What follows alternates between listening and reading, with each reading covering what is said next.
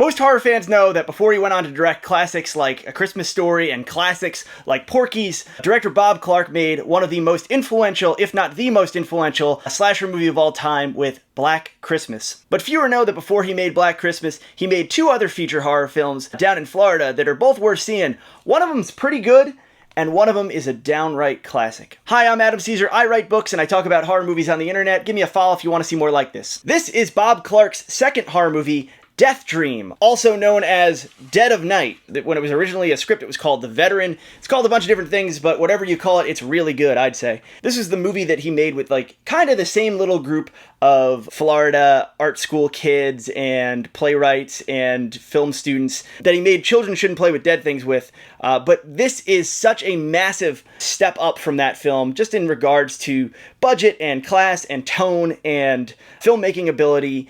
It's a really, really chilling and scary and sad movie if you haven't seen it.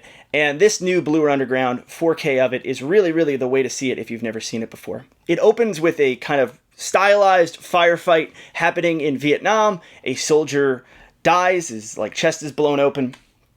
And then we cut back to his family in Florida, basically sitting around the dinner table. They haven't heard from him in a while. They haven't gotten a postcard in a while. And his mother is very insistent that he must still be alive. She's almost kind of deluding herself, talking about all the things they're going to do when he kind of comes back home and picks up with his old girlfriend and how much she loves her son. And in that same scene, there's a knock on the door, and it's someone telling him that their son has been killed in action. Cut to a POV shot of a guy hitchhiking, getting in a big rig, and in the middle of the night, Andy comes home. He wasn't killed in action, it seems. He is very much alive, but he's a little different. He's a little strange now from the war. And what happens after that is bloody and scary and weird. And as I said, really sad. DEATHDREAM is a movie that works kind of just as well as a tragedy as it does as a horror movie. It just hits all these notes so completely and so great. And you watch the special features on Blue Underground's new disc,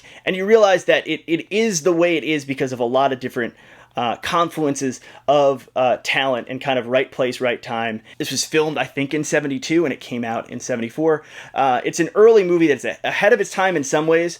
In other ways, it's following after what George Romero did with Night of the Living Dead, not only with the zombie and Back from the Dead aspect, but with the social consciousness that writer Alan Ormsby has. Alan Ormsby also does the makeup in this film. It's very much a family affair. At the time, he was married to the actress who plays Andy's sister, Anya Liffey.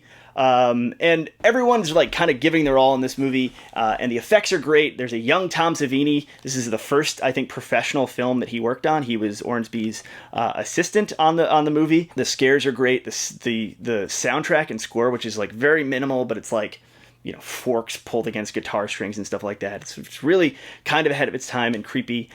Just a really, really enjoyable film where you get to see a lot of 70s Florida. Big pivotal scene in this movie takes place at a drive-in movie theater, but very, very on the nose in its parallel for Vietnam and what that war maybe was doing to the country, and the generational divide and the difference between Andy's dad and Andy's mailman, who were guys that fought in World War II, and the perceived differences in these wars, and the differences in the veterans, the people who came home and the kids who didn't come home.